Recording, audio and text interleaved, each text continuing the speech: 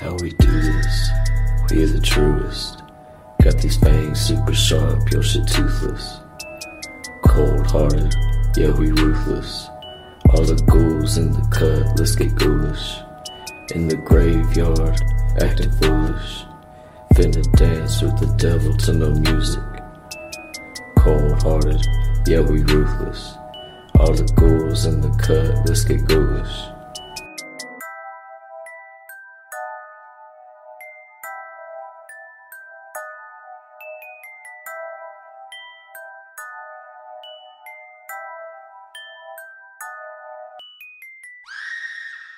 Hello and welcome to a brand new episode of Ghoulish with me, Max Booth, an undead host. On today's program, I am talking to Paul Gonzalez to celebrate his new novel, Beneath the Salton Sea, out really soon through Perpetual Motion Machine Publishing, the small press I run and operate. So yeah, a little bit of bias in this episode, because I want you to buy Beneath the Salton Sea, not only because I think it's a good book and I want to support Michael, but also because I published it, and I want that sweet, sweet money. You listening? God damn it, I want your money. So go buy Beneath the Salton Sea. It comes out next week if you're listening to the episode the day the podcast comes out. Next week, November 16th. You got that? If you go on over to perpetualpublishing.com, you will find the book on the home page. If you buy it directly from us, you will get a signed signature sheet from Paul Gonzalez. He signed them, then he mailed them to us for us to include in packages of the book sold directly through the website, which is perpetualpublishing.com. Beneath the Salton Sea. Do you want to know what the book is about? I'm not going to tell you, because that's what this episode is about. So you'll just have to listen to the episode, my conversation with Paul Gonzalez about the Salton Sea and his book, Beneath the Salton Sea. It's a fascinating place, a real place, by the way, if you don't know. He did not make up the Salton Sea, despite a popular belief. It's a real place in California. And we're going to get into what exactly it is, because it's fucking crazy. This is a fun episode. It's really interesting and lots of cool details. So, fuck it. Let's just get into it, right? Here's my conversation with Michael about the Salton Sea.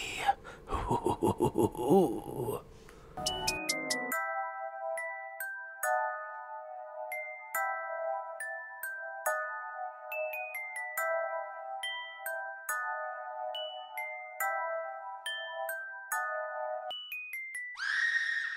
I guess we should begin with, what is the Salton Sea? For anyone listening who doesn't know what it is, how would you describe it? It's like nothing else you'll ever see in your life. I don't want to. I'll do the short history lesson as I research this thing. The Salton Sea is in this giant basin in the California desert, and over several hundred thousands of years, the lake has existed and not existed. It dries up, it comes back, because the Colorado River is the river that feeds it. But this last time, they were trying to build canals off the Colorado River to feed farmland in the area, and one of the canals broke, which basically just flooded the entire basin, leading to the lake. It's, I think, about 35 miles by 15 miles wide. So it became this lake. It was feeding farmland. As the 50s and 60s came, it turned into kind of a resort area where people were, coming to vacation and having, putting their boats, all that stuff. But then, because they had the canal that broke, they had been working since the early 1920s, I think, to fix it. And eventually they fixed it, which meant no fresh water was coming into the Salton Sea at that point.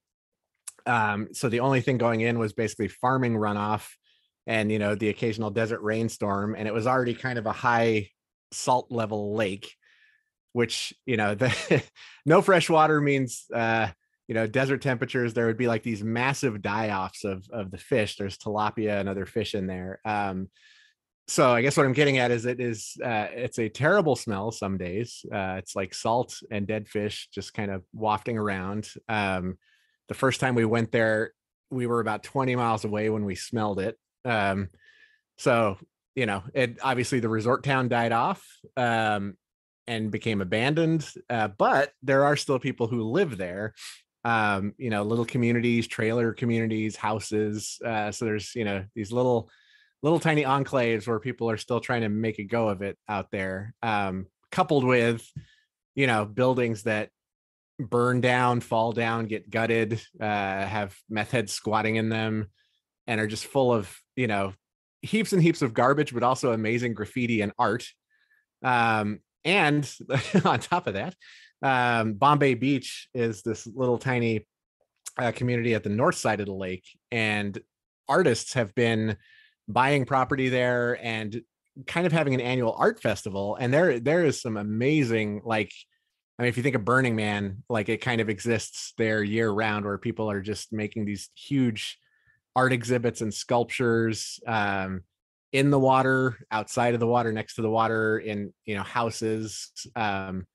There's a house called the I think it's either Bombay Opera House or the Salton Sea Opera House. I can't remember, but it's essentially a trailer, and someone swung the front of it open. The walls are entirely covered in used flip-flops, but there's a stage. So it's a pretty amazing place. Hard to describe. Yeah. That is the most California thing I've ever built. A house made of flip-flops. Pretty much. Yeah. Yeah. And but it's really cool. I recommend if you're ever in the area for whatever reason. It's several hours outside of Los Angeles, but it is actually worth the trip. Even though it's kind of run down and smells and all that stuff, there's art and things that you'll see there that you'd never see anywhere else. So I've never been. I would like to go one day. It's gonna happen. I don't know when, but someday. But there's a lot to break down into what you just said. For one thing that has always struck out to me as incredibly disturbing, maybe, is the fact that what you think might be rocks and gravel and white sand is actually barnacles and fish bones just on the ground. And that's, I believe, it's because that the lake the sea is receding, and because there's no bottom feeders in the sea, the fucking fish carcasses just wash up onto the land, and then they just rot.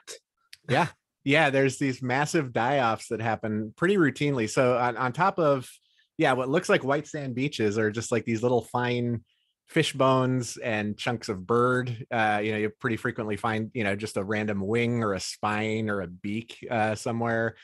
And then just these sun-dried tilapia carcasses everywhere, because everything's so out of whack with the ecosystem there. With the fish are dying off. There's pelicans that live on the lake, but obviously they don't have as much food, so it's this weird cycle of just death. but they're all hanging on. They're trying to make it work. And I believe I read something about gases lifting up from the sea just being toxic to breathe in. What can you tell me about that?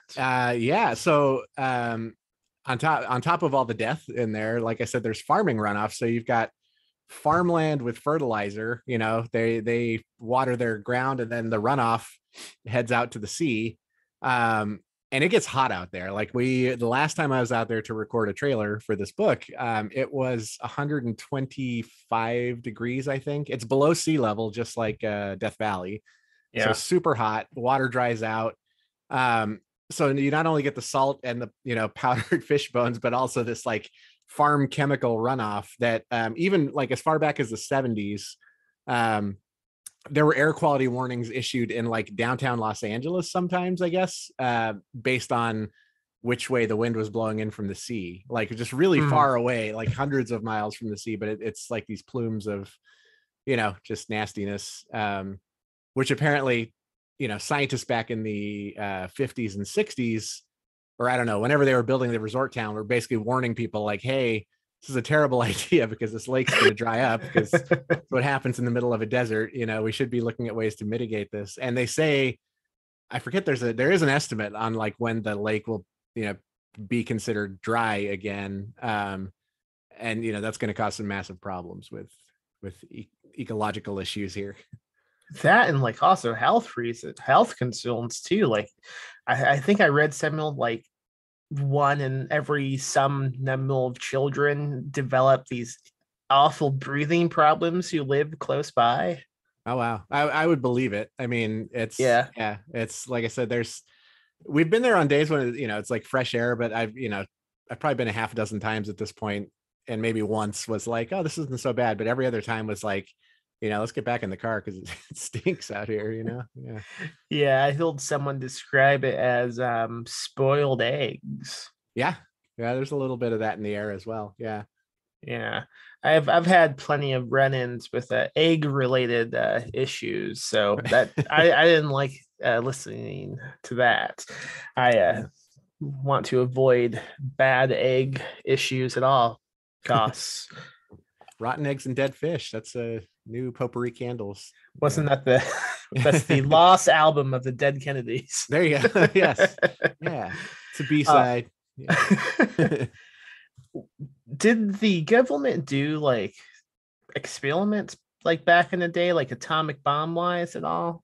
Nothing that bad. I mean, in the book, I probably exaggerate a little more about what happened, but so just northeast of the Salton Sea, there is this place called Slab City, which used to be in the World War II. It was a Marine base. I think they were doing it for artillery training. They sold it to the Navy 10 years later. And I don't remember if the Navy was using it for bombing practice or something, but there was barracks and all this other stuff out there. They sold the land back to the state, took everything they wanted out, and then left, the foundation, the slabs, which are still out there. And you can still see there's some, like little military checkpoint buildings next to the road, the little shacks, the guy would sit in. So those are still out there, but it's turned into like that community. Slab City is probably as close to like Mad Max as you're going to see, in the United States. It's people that they plop their trailer down. There are like vacation people that will, spend a summer there, but there are other people who've like put their trailer down. They're just amassing, hordes of stuff. The last time we went through there was a guy, a veteran, and I only know that because all the military stuff on the outside and the Gadsden flag and all these scrawled messages on the wall talking about how terrible our government is and it's coming to get you. But he built like this, it's like a 10-foot high fence, like a little compound for himself, but it's across the street from someone else's trailer. But at the same time, they also have like a library there. They have like I think even a women's shelter we saw where there's like someone that's like a home for women who don't have homes. They can go start over again out there, I guess. But and that area, Slab City, is behind. The best thing out there is Salvation Mountain, which is like this. Essentially, this guy moved out, I think, in the 60s, and just said he had a calling and just had to build this monument to Jesus or whatever, and everyone just kept donating him paint and like hay and other stuff, and he literally like basically built this mountain that's 50, 60 feet high, covered in paint, big messages and sculptures, God loves you, love is universal, that kind of thing, like all over the place. There's these little alcoves and stuff. And it's just it's pretty intense to see, like having that right next to this area that's like all these outsiders that don't want anything to do with society out there. So forgive my ignorance about all of this. Like, is this land owned by anyone? Do they have to like pay for like these rental spots, or do you just go out and go, I'm going to take this spot and this is mine now, and I'm just going to build what I want? How is this operated? I honestly don't know. I know the state owns the land, like they bought the land back, but I honestly think people just go out there to live completely off the grid. Like there's heavy barter culture. But there are, people that run little restaurants or sell art or things like that out there. But we drove deeper into Slab City last time than we ever had, and I couldn't make rhyme or reason of it, because it really did just look like almost like, well, this is where my trailer stopped, so this is where I live now, like there's Yeah. no real pattern to any of it that I could see. But I haven't talked to anybody out there, so I could be wrong. Did you see any police presence at all? No, I think yeah, there's this odd mix of like kind of right wing, like the veteran that I saw was more kind of like, right wing support the troops, but at the same time don't trust your government kind of thing. Yeah. It really feels like the kind of area where people just keep to themselves as much as possible, and I asked that because it seems like I don't plan on ever like killing someone and going on the run, but no one plans on that. That's true. It just seems like that's the place to go, man. No one's gonna come looking for you in fucking Slab City. Exactly. Yeah. You could probably take your choice of either hiding out there or hiding the body there, and I think you'd be good either way. Yeah, like you could go hide the body and decide, you know what, I'm just gonna stay. Yeah, why not? Yeah. Plop down next to this library and make a new life. Well, you from California? Like, have you been in that area all your life? No, my dad was in the Air Force, so I was born in North Dakota. We moved to England shortly after that. He got stationed for about 5 years, and then from there we got stationed in Cheyenne, Wyoming, which is where I pretty much grew up and spent my formative years in Southeast Wyoming. So that was up until college. Well, actually through college, I did my bachelor's degree at Wyoming and then my master's degree in playwriting in Illinois. And then after that, I moved to LA to, try to sell some scripts. And instead I ended up writing a bunch of books. So, but I've been here long enough that I feel that the rule of thumb, they say, is if you live in California for more than 7 years, you'll never leave. So I'm about double that at this point, I think, or getting close to it. Yeah. Before we talk about California, I have to ask you about England. How old were you when you moved away from it? I was just barely 5 when we moved away. So like just enough that like it made my elementary school introduction in America really awkward because I knew soccer, but I didn't know baseball. So, and the kids, I stole first base my first time playing baseball and got yelled at, that kind of stuff. And apparently I had a really good accent too. Like I had this really great British accent, but it's all gone now. Yeah. I'm going to England in 2 days. Oh, yeah. I guess I would like to know if you have any tips for me as a 5-year-old. Like, yes. I know that's your only experience. Yeah, my favorite thing is like the Air Force base out there is in a place called Brackley, which is this little town. Yeah. And anyone that I would meet from England, like, as I grew up, I'd be like, do you know where Brackley is? And they'd be like, I've never heard of Brackley. So I feel like I was in this little secret pocket of England that didn't really exist. But it's pretty cool. Yeah, Doctor Who, I remember from England, and The Saint, and that's it. So if you just keep repeating those words to people, you'll fit right in, I'm sure. All right, cool. Yeah, I'll keep that in mind. When did you first like discover the Salton Sea? Like, did someone tell you about it? Did you like? For me, I found out about it because of that Val Kilmer movie. Yeah, I mean, honestly, the first time we went, mine was a little bit backwards. So we saw an article about Bombay Beach, one of the floods, because that community used to have like trailers and houses like all the way up to the shore of the lake, pretty much. And there's this massive flood that just kind of ate up all that stuff. So they built this flood wall.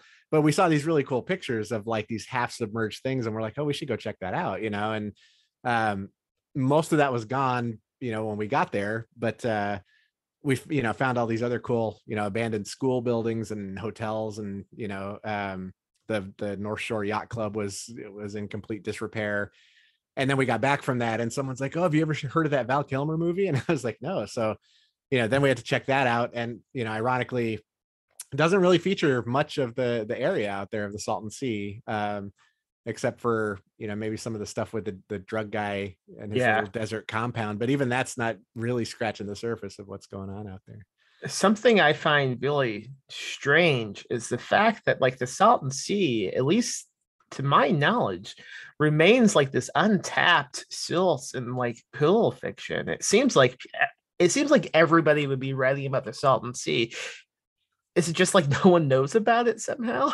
I think that's part of it. Like I was amazed because that my brain just started churning stuff. Like as soon as I got there, I knew I wanted to do, something about the area. And I just wonder if people just think either, oh, it's just a bunch of meth heads, or oh, there's nothing out there, and it was one of the leaving the area, there's all these giant radio antennas near the sea, and someone put out this call for stories of this lost signals anthology, and that really kind of made me connect the dots of like, well, this is my chance to do something with this. Well, this is a great transition. Let's talk about the history of this book, because I think it has a bit of an unusual way it was written compared to most books. So let's talk about so this began as a short story you wrote for an anthology I put out called Lost Signals. Tell me how that story came about. Yeah, so it was one of the I keep coming back to Bombay Beach, but that's like one of our, I guess, favorite spots there, because there's so many trailers with walls knocked down that you can just peek your head into and explore. And we saw like there's all these really cool like paste ups and murals and stuff that people would do inside the buildings, but we noticed in one of them there was this like bright orange or pink, I can't remember, like Sharpie. We turned around, walked under this garage door, turned around, and right above it, just in this tiny print in between all these things, it just said, "Sorry, Dad." And like the more we explored, we would see these other things in the same handwriting, like "I tried," "I'm never gonna leave here." And I was just like, wow, something, somebody had a time out here, and that got me, just thinking about like what would it be like to get stuck in this area, and then coupling that with the giant radio towers, I was like, well, maybe maybe there's this area is weird enough as it is, like why don't I just add a layer of cosmic I don't know what weirdness on top of that. And it really does feel like this area that exists and it shouldn't exist. It's you can't tell if life is fighting against death or death is overpowering life. And just the whole notion really too of, the more I looked into it, like the sea, comes and goes in cycles based on the Colorado River for the most part. And this incarnation only happened because a canal broke. So it almost feels like it's not supposed to be here right now. Like the sea shouldn't exist, but we messed it up. So that whole idea of like the levee breaking and something coming in got me thinking about like, what if there was a weird dimensional wall that broke and something started leaking in, At what point did Leonard Cohen get involved in this? Oh yeah, I love Leonard Cohen, and like it was literally I was writing it, and that song, his song Anthem, which is sort of where I take the chapter headings in this novel from. It's just the chorus, says there's a crack in everything, that's how the light gets in. And I just started thinking about what if there was a crack in the sky? That would be weird, like what if whatever was coming in was pouring in through the sky, it'd be weird. Yeah. I feel really much like that song just is, you need to listen to it on repeat as you read the book. I think it has like a extra effect to the reading experience if you just have that song playing on repeat. Yeah, I think one of the things I'm going to try to do is get a Spotify playlist out there, as the book gets closer to launch, because there's several songs that just kind of inspired it, kind of kept the vibe going, but there's a couple points of stuff I almost want to tell people, like when you get to this page, hit play on this, it's going to blow your mind, it's going to like add to everything that's happening in there. Yeah. So you wrote that story. It was great. We published it in Lost Signals. What happened next? Well, then it turned out there was another part of that series called Lost. What is it? Lost Films. I was going to say tapes. Lost Films. Yeah. So it had been, a few years at that point, and ironically I had just gotten back from another visit to the Salton Sea when I saw that call. And so much had changed out there in the few years that we were gone. The North Shore Yacht Club, which plays a heavy part in the first book, when we went there, it was completely boarded up. There's giant, graffiti all over the walls. There used to be a swimming pool in the back that was covered in graffiti. there's all these weird like barnacle covered pylons from where the, the pier used to be and all that. And it was spooky. It was really freaky. And we pulled up to the sea, and all of a sudden there's this like bright shining brick perfect building, and it turns out they had renovated the North Shore Yacht Club, and now it was like a museum and a visitor center, which just got me thinking, like, if you come back and everything changes, and I'm like, well, I don't want to continue the story of the characters from How the Light Gets In per se, but I want to continue that story. And I feel like one of the things that horror stories don't do enough is explore, like, the victim's perspective, like not just like, oh, there's this horrible trauma and a monster is going to kill me, but like, what happens in the weeks after that, after Michael Myers is burned to a crisp, like what's Laurie doing, lately? How's the family affected? Yeah. Like, how's she coping with all that stuff? So I really kind of I wanted to get into that, but still keep, that same presence of that cosmic weirdness pushing in. So so I sent that in, and you guys were like, no, we're not going to use this. This doesn't fit. But actually it was a very nice email. It was more like, hey, this doesn't fit, but I can see what you're kind of onto something here. Would you ever think about making this into something bigger? And then I would say I was off to the races, but I feel like it took me a while to to finish that race. But then I started looking at how to put the whole thing together at that point. That was odd. Once I went through the finalized book and I was reading and doing the edits, I had a thought. Boy, I wondered what the fuck I was talking about when we passed on the second story for Lost Films. I don't know why I thought it didn't fit at the time, but it definitely fits. Yeah, I'm kind of glad. Go ahead. Yeah, I was gonna say, like, I'm kind of glad it worked out the way it did, and ironically, like, I feel like with the last part of your trilogy being Lost Contact, this honestly could have probably fit like 1, 2, 3 in those books, which is pretty cool. But but I kind of like now that it's going to be the standalone thing. And I would say anyone that read the first story in Lost Signals, it is a little bit different. There's some things that are kind of tightened and changed a little bit, so it connects more to to the other stories that follow. But yeah, it's really cool the way I think it was this oddly like collaborative process. I love collaborating on stuff and kind of going back and forth like that. So I really appreciate the chance to do it. I'm glad you took me up on it. It's really freaking cool, like just as like a publisher and an editor, it's like to do these anthologies and for them to like inspire this whole like different separate book somehow that we then also get to publish. It's like, who is it? You don't think about that going into it. Like it could possibly have these details, these sidelines, and you just get something like Beneath the Salton Sea, which is one of the coolest pieces of cosmic horror I've ever read. Oh, thanks. Yeah. I think, I mean, that's the what I love the most about that whole process is just like kind of figuring stuff out.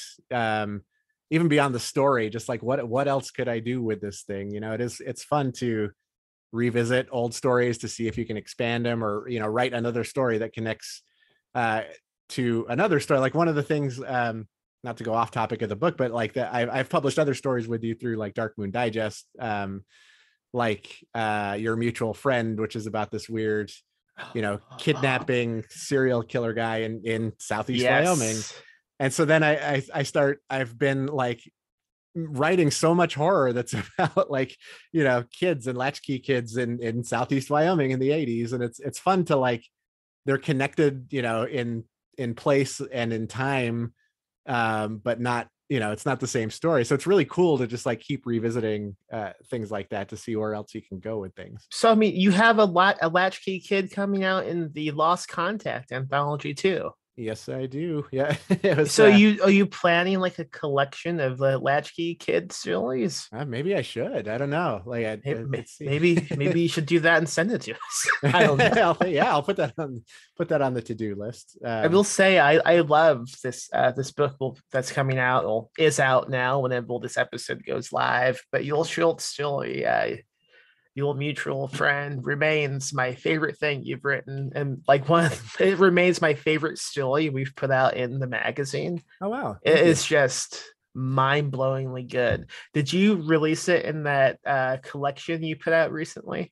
Yeah, I did include Oh. I have a short story collection called Carry Me Home, which is just mostly kind of like I won't say greatest hits because that sounds egotistical, but just collecting like stuff that's been published over, you know, throughout the long span of years and just kind of getting it all into one place. I will say the fun thing about that is my dad finally started reading this collection.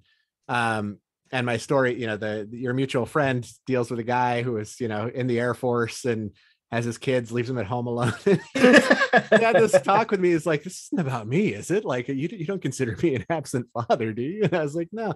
It was a really strange, you know, my dad and I talk all the time, but like, we never really connect that way, where I was like having this deeper, like, no, you did a good job, Dad. You're a good dad. Wow. Anyone listening, I highly encourage you to check out that collection. Specifically for that story we were just talking about. So damn good.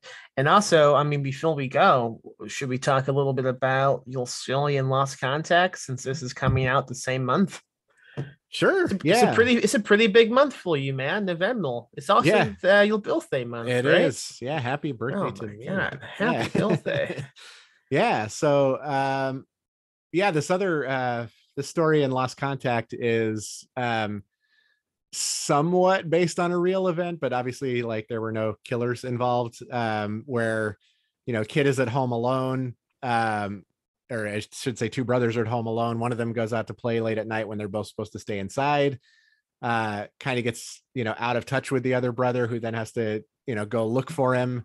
But they essentially cross paths, and they were playing with these walkie-talkies in the story, and I don't want to spoil too much. Bad things start to happen. Other voices start to come through the walkie-talkie, and things obviously take a turn. But that whole stretch is like, you know, my house was about a mile from my elementary school, where we would walk, you know, to go to school, but also walk at night to go play on the playground.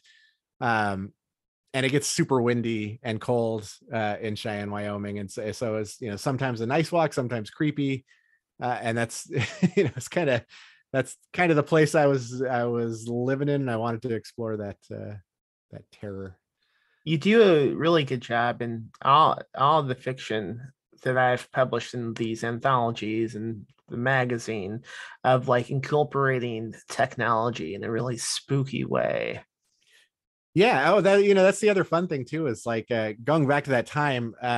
It's fun to write stories where, you know, GPS and cell phones can't save you, and you know, having that be an organic part of the story instead of someone's battery going dead, or, you know, like having to have an excuse for why they're not using technology, versus like literally, you know, there's just no way to get in touch with each other, you know, unless you have like cheap walkie-talkies or, you know, a payphone or something handy. Right. I before we began talking tonight, I was watching a few videos on YouTube of like people going out to the Salton Sea and filming like 10-minute documentaries and stuff with little drones and whatnot. And the one thing I'm the most surprised by is that in all of these videos, you never see anyone else in the background also filming a video, because it feels like that's all you do in the Salton Sea. Yeah. I would say Bombay Beach, depending on the day that you go, you'll probably likely see like one or two other people. I think the coolest thing, like when I was out there filming stuff for the book trailer, I took off with the drone. I got a picture with my phone, but not with the drone. I wish I had. And there's one car in my shot, so I kind of swept around and kept it steady on the sea. And I looked over my shoulder, and on that big dirt wall that divides, you know, the sea from Bombay Beach, I don't even know what they call those, like it's not like a Segway, but it's just like a wheel that you stand on that rolls around. You know what I mean? Like one of those, kind of like a hoverboard, but it's just one big wheel. Yeah. With pegs on it. So I look on the wall and someone's rolling, and it's like a Hare Krishna, like orange robes, just like billowing in the wind. And this person's just like scooting on the top of the wall. And at the same time, like behind us, there's this weird structure. And I think someone was filming a music video or something like this, I couldn't tell if it was a man or a woman, just long black hair, like gyrating while this other person filmed them. And I was like, yeah, this feels like the Salton Sea that I know. You know, you're either going to see nobody or you're going to see like a bunch of weirdos out there. Would you do a book reading out in Salton Sea, like in the middle of those fucking spooky trailheads? I am actually thinking about it.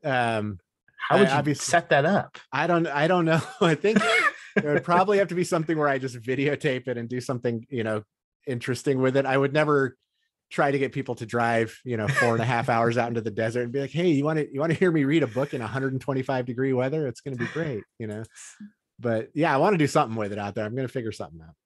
You said you've been out about like half a dozen times now. Have you ever felt like scared at all? Like anything like frighten you?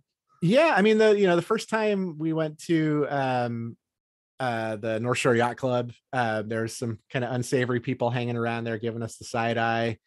And the last time we went out there, I actually got my car stuck in the sand. That I thought I was like, oh, I'll just turn around here real quick. And it like sank down, like 4 inches. It's a Fiat, so it's barely got any ground clearance to begin with, So yeah, we were trying to we had to kind of rock our way out of that, which was, weird because it's not the kind of place you'd want to, have your car stuck. But yeah, I think Slab City is probably like a place where you're probably either going to meet some like super friendly people or some people that want you to leave as soon as possible. You'll see like when you're driving, you see like bullet holes in the roadside signs and that kind of stuff. It's kind of one of those places, so it's like a general feeling of unease no matter where you go. Yeah, I'm counting on you to take me to this place one day. If you come out here, we'll go. All right. You'll love it and you'll regret it and everything simultaneously, I promise. That sounds like every day for me, so that's okay. Yeah. All right. Anything else you would like to bring up about the Salton Sea or the book? Yeah, with the book, I want to like kind of raise awareness, tell people that I think one of the key features of this book is that it's a horror story that's about and focused on women. There's only like a few ancillary male characters in the book, queer women. So it's, lesbian married couple that kicks off the book, but none of the horror in the book comes from sexual violence or misogyny or homophobia or any of those, kind of things that are kind of tropey with a lot of horror, what you'd expect. Like it's just a very grounded, family based, not family friendly, family based horror of how this, tragedy kind of ripples out throughout their family. But yeah, I know a lot of women I've talked to, like when I tell them what I'm writing, that's like, oh, I don't like these books where, it's just bad stuff happening to women and these men doing this and that. And I, just want to make sure people know it's like, a different take. Yeah. Yeah. I mean, I can't even think of one man who's in this book. I'm sure there's some, but it's mostly just women. Because who's the podcast host? Is it also a woman? Yeah, it's also a woman. Yeah, there's one guy at the beginning of How to Like It's in that basically subtly tells them to fuck off and go away while he herds this lady Doreen away from bugging the two main character women. And then Doreen, who kind of becomes a recurring motif in the book, will mention her husband, and so he somewhat plays a role, but like not not directly in the book. So yeah, it's very it's all girl, well, I won't say girl power, all girl focused. Bad things happen, so yeah, it is a cosmic girl novel. Yeah. I mean, it's a little bit bleak at times. Yes indeed. Oh man. Okay, how can folks find you online? Yeah, I'm on pretty much any social media site as Monkey Wright, monkey like the animal, and then WRIGHT like playwright, on Twitter or Instagram, or on Facebook. You just search for Michael Paul Gonzalez and you'll find me there, or michaelpaulgonzalez.com, for God's sake. That has all those links as well. And that was Michael Paul Gonzalez talking about the Salton Sea. Go pick up his book, Beneath the Salton Sea, any place you buy books, but you can get a signed copy at Perpetual Publishing. Look for Beneath the Salton Sea on the homepage. You'll search for it at the little search thing at the top of the homepage. You won't miss it. Beneath the Salton Sea by Michael Paul Gonzalez. Support us on Patreon at patreon.com/PMM Publishing. Leave a review of the podcast on iTunes and any other place you might leave a review. Subscribe to my weekly newsletter, The Ghoulish Times, at pmmPnews.com. Or just click the link in the show notes. All the stuff I'm talking about, I have linked in the show notes of the episode. So just click those if you don't want to type a bunch of shit into your computer or phone or whatever you will searching things on. That's all I have to say. Thank you and goodbye.